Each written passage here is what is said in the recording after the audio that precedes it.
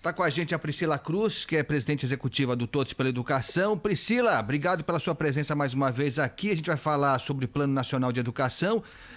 A gente não está cumprindo meta quase nenhuma, o que não é novidade, infelizmente. Mas eu queria saber de você, Priscila, se você tomou a vacina. Tudo bem com você? Bom dia. Bom dia, Agostinho. Bom dia, Thaís, todos os ouvintes. Ainda não. Semana que vem, se tudo der certo. E aí, a que vier, tá tudo certo, né, Priscila? Tem que tomar que tiver, né? Importante a imunização, né, Agostinho? A gente está aí batalhando, inclusive, para poder reabrir as escolas, que depende dessa imunização da população brasileira. É tão importante a gente combater a pandemia para poder voltar. Lembrando que as crianças e jovens estão pagando com as suas vidas, por conta do fechamento das escolas, esse não controle da pandemia. Então, é a obrigação de todos nós ajudarmos nesse controle da pandemia, baixar a curva da pandemia, para que a gente consiga retomar as aulas presenciais, tão importante para a vida de todos nós e principalmente dos alunos. É isso. Aliás, como é que tá, hein?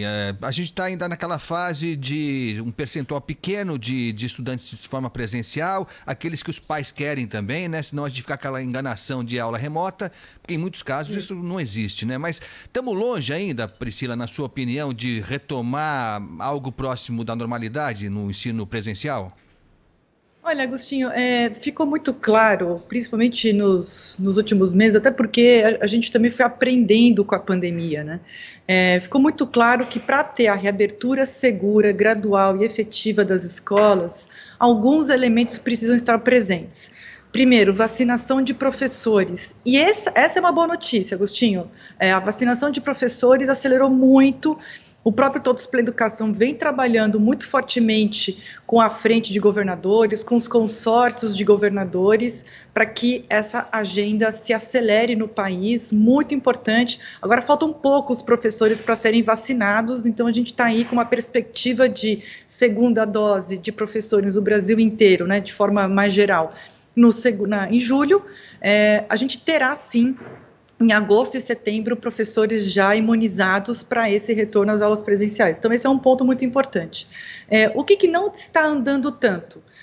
Por exemplo, ventilação nas escolas. A gente sabe hoje que a transmissão ela acontece muito mais pela via aérea do que pelo contato, né? Então é menos álcool em gel, não que não seja importante, mas a questão da ventilação é fundamental. E a gente tem muitas escolas que têm salas de aula ainda sem janelas, ou janelas chumbadas, né? Então elas não abrem, aqueles basculantes que não abrem. Então a gente vem trabalhando também, pressionando governos para que as reformas nas escolas aconteçam.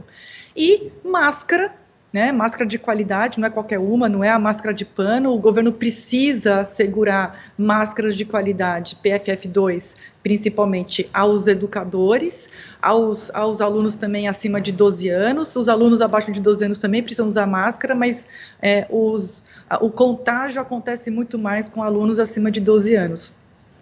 Abaixo de 12 anos a gente tem uma evidência oposta, né? Assim, o contágio é muito baixo em relação a alunos, entre alunos e alunos, em relação a adultos. Mas depois dos 12 anos, aí a gente já começa a ter um aumento da curva de transmissão da doença.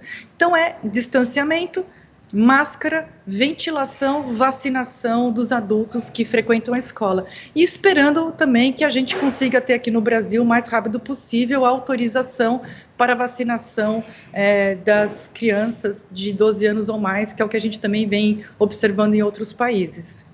Priscila, evasão escolar é o que mais preocupa nesse momento, com muitos alunos sem nenhum contato com escola, desde março do ano passado, e a desvinculação que isso gera do conteúdo e da própria prática de escola. Essa é uma questão relevante nesse momento?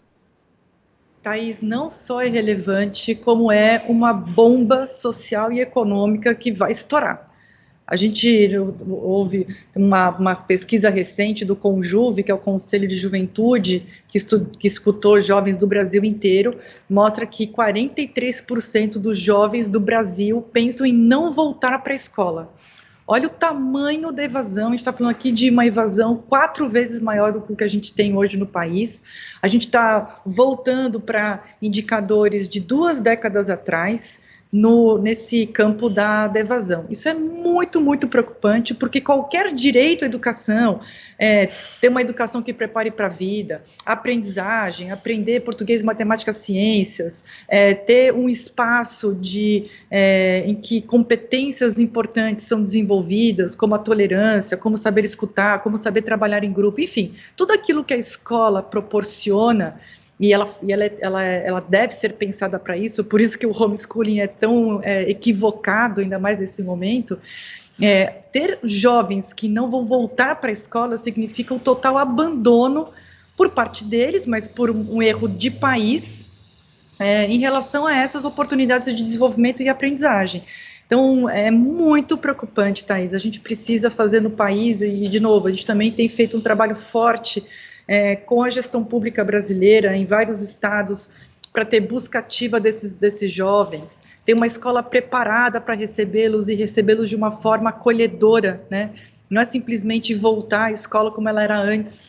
Esses jovens, eles estão com uma série de problemas que eles não tinham antes, lembrando que muitos deles perderam seus pais, muitos deles perderam renda, tiveram que trabalhar. Muitos deles, e aqui não só jovens, mas também crianças, estão vivendo um ambiente de estresse tóxico, de violência doméstica, de abuso. Então, essas crianças e jovens estão no momento, acredito, mais difícil das suas vidas, com uma série de sofrimentos, sem a proteção da escola, lembrando que a escola também é local de proteção social. A professora é a primeira que identifica violências e comunica para a direção, que depois chama a família, ou pode, inclusive, evoluir para um caso de conselho tutelar. Então, a escola ela também é local de proteção social, e essas crianças e esses jovens não têm mais esse local.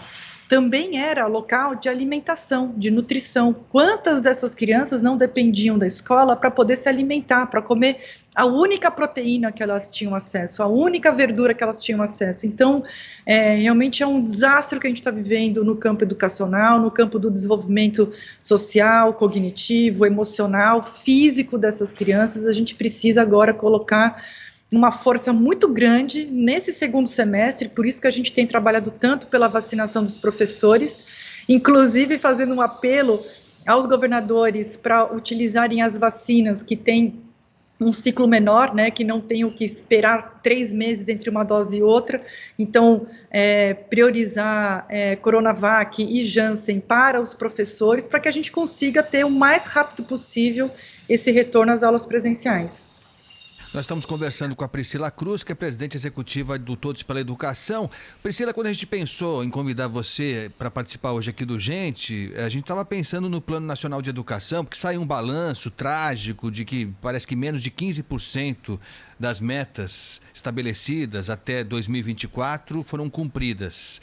E aí, ensino fundamental, ensino para jovens e adultos, investimentos que estão caindo. Mas, sinceramente, né, Thaís? A gente está falando de uma meta para 2024, a gente tem que pensar na meta para daqui a 6 meses. Como é que resgata essa molecada toda que está pensando em não voltar mais para a sala de aula, né, Priscila? Não, é exatamente isso, Agostinho. E o levantamento, obviamente, ele olha para um período pré-pandemia, quer dizer, a gente já estava num momento de muitas dificuldades para avançar nas políticas educacionais. Eu só quero fazer aqui uma ressalva que eu acho importante. Claro, assim, o Plano Nacional de Educação é o nosso grande guia, a gente precisa realmente levar a sério e cumprir essas metas. Mas são muitas metas, é um plano extremamente ambicioso.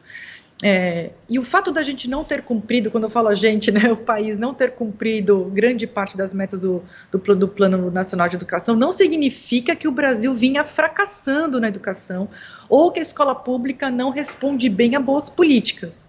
Vou dar um exemplo aqui para vocês. Entre 2007 e 2017, a aprendizagem das crianças em língua portuguesa saltou de 28% delas para 60% delas. Então, a gente já vinha num caminho para não só universalizar o acesso, né? Então, as crianças estarem na escola, mas universalizar a aprendizagem. Bom, 60% é o suficiente? Claro que não. Tem 40% que não estava aprendendo língua portuguesa. Mas sair de 28% para 60% em 10 anos é um avanço que a gente precisa bater palmas para a escola pública, porque isso é muito esforço, isso é boa política pública por trás. E o Brasil vinha fazendo isso. Por isso que eu acho que é importante a gente ressaltar isso, porque parece que assim, existe um discurso de que a escola pública não tem jeito, escola pública é um fracasso, a gente nunca vai conseguir chegar numa educação de qualidade. Olha, isso não é verdade, a gente vinha numa trajetória, e eu acho que tem dois grandes marcos aqui, que são o governo Bolsonaro e a pandemia, que juntos é uma hecatombe na educação brasileira, porque o governo federal, principalmente num período como esse, em que a colaboração entre os entes da federação, né, e lembrando aqui para os ouvintes, a atribuição do governo federal no campo da educação básica é a coordenação dos esforços, a suplementação técnica e financeira para que não haja tanta desigualdade educacional, entendendo que o Brasil é muito diverso. Ora, nesse tempo de pandemia, vocês bem lembraram isso no começo, ensino remoto é um fracasso, gente, não existe ensino remoto no Brasil.